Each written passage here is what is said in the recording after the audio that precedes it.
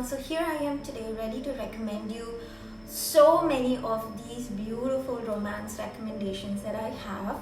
I've got a bit of a mix over here, but I have tried as much as I can not to recommend like these really viral new releases, because there are so many good books that are worth being talked about that haven't much, and I just want to give them the due recognition. So let's get right into it. So I am going to obviously start off with the Shopaholic series. This is Confessions of a Shopaholic, which is the first book in the Shopaholic series by Sophie Kinsella, and this is Shopaholic and Sister, and this is actually a series of books. There are about 7 to 8 books that follows Becky Bloomwood.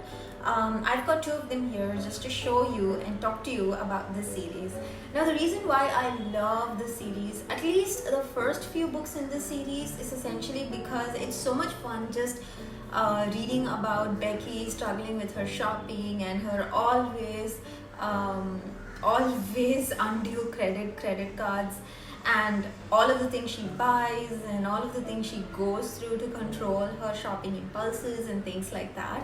So it's like an insight into her life, which I think is brilliantly written. But then she meets this guy, and then the rest of the series takes on her life as she grows. So this guy is like a world millionaire, and there's so many books in the series that follows her marriage to him, their honeymoon, and then essentially them having a baby. There's like, you cannot get enough of the series, in all honesty. However, I did like Confessions of a Shopaholic. That's my favorite, and Shopaholic and Sister is also okay, but I should warn you that as you go through the series, Becky does get annoying, because just how many times do you go through the same things twice and then not realize that you're actually spending too much money. So I'm not sure this will be everyone's cup of tea, but at least the first book is definitely worth a read. The next book is also by Sophie Kinsella, and this is I've Got Your Number. Now, Sophie Kinsella also writes as Madeline Wickham, and there are a few books about Madeline Wickham as well. Nothing specifically that I would like to recommend, but if you're into this feel-good, breezy, romantic books, which is not like very hard on you, then I would highly recommend these other books as well. These do not follow Becky Bloomwood. This is like a completely different standalone series, so you can just pick one up and you're just good to go. Now, this follows a girl who is going to get married, but then she loses her engagement ring, and it's a super expensive engagement ring. So she then has a mobile phone which she finds, and then she uses that mobile phone to try and get her engagement ring back, and that's the whole story. But then through the course of time, that's how she meets the guy that she is eventually going to get married to. So I think this was a great romantic read as well. Obviously it's breezy, not very heart wrenching, and sometimes you need that kind of romance in your life, so I would recommend that. The next book that I would like to recommend is Jenny Colgan. This is Looking for Andrew McCarthy, and there are a bunch of Jenny Colgan's books that I would love to recommend, but you could probably just put in Jenny Colgan on Goodreads and you would get a bunch of her books. But this one in specific was something that I liked because it follows basically this girl who is part of a film star industry, and it's got a 1980s vibe to it, and the Jenny Colgan's books are literally again like Sophie Kinsella's. It's a very breezy summer kind of read, and I like the romance that goes into writing this book, so I definitely would recommend this book as well. Now, the next set of books that I'm going to recommend is 7 Sunny Days and Getting Personal. Both of them are by Chris Manby. Now, I feel like I'm recommending authors more than books, and that is because these authors obviously need a little more recognition, and these are some amazing romantic feel-good books. So definitely check Chris Manby out. There is another book. Oh yeah, that is getting personal. Yeah, all of these are just following a girl who goes on a trip, and she's looking forward for her wedding day, but then there's a possibility that she might never be able to marry the guy she's supposed to marry. And this one is about a dating dilemma, so obviously it's going to be fun. These are all fun, easy, quirky reads, so I definitely recommend you checking out these books as well. I then have my most favorite series, and that is the Looks series by Anna Godperson. Now this is 4 books in the series. I'm just having one here to just talk to you about this book. This is, I wouldn't considerably put this into romance, but this is like historical fiction romance. So if your romance is a little bit edging towards, I don't know, something like Bridgerton, then maybe you would love this. This came out a long time before Julia Quinn's Bridgerton, and again this follows the high elite society, the glamour, the grandeur, the amazing glittering parties, debutantes, whispers, scandals, everything that you can expect.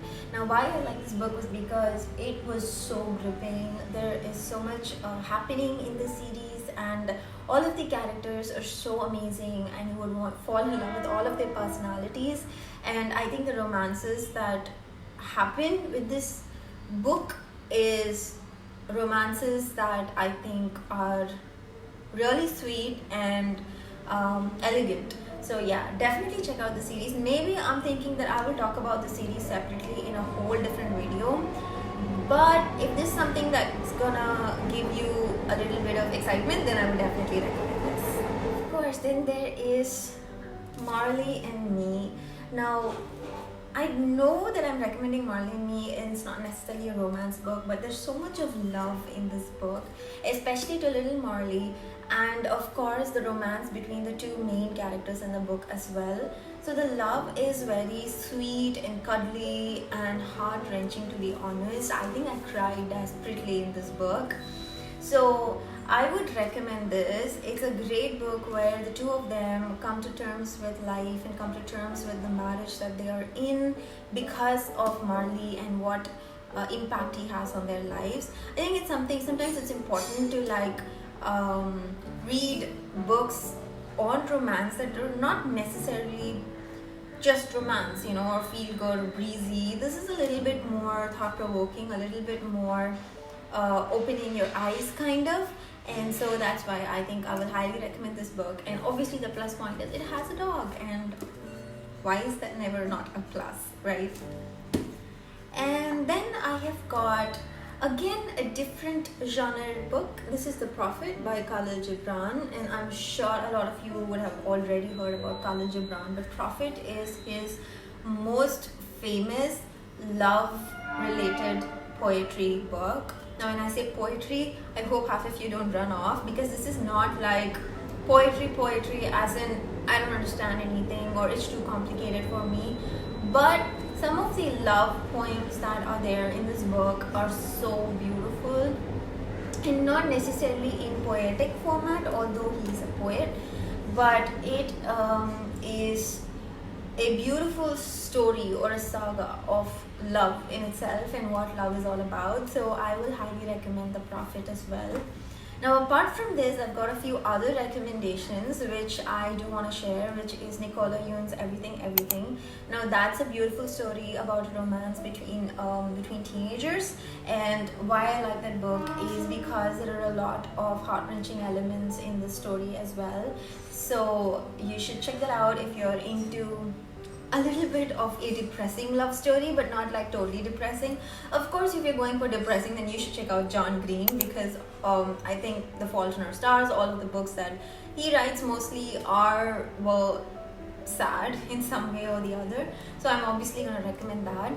Some of my favorites also include I Heart Paris. Now this is a bunch of series which has books like I Heart Paris, I Heart London, I Heart Japan. So they essentially take you to each of these places, and the romance is mostly for me towards the country that they are in than towards the person, and that's why I love reading this I Heart series.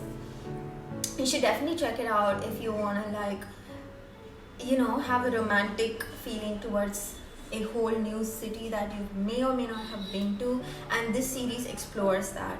So definitely check that out as well. And that's about it. So those are all my Valentine's romantic recommendations for this year. I will definitely try and make another video where I'm talking about books that are getting released this year, and romance books that you need to look forward to or going to get published, so you have an insight into all of those books as well. But until then, I hope you enjoyed this video. Let me know if you look into any of these books, or if you have some amazing recommendations as well, and I will check it out. Thank you so much for watching. If you liked this video, don't forget to hit the like button and subscribe, and I will see you in another video. Bye.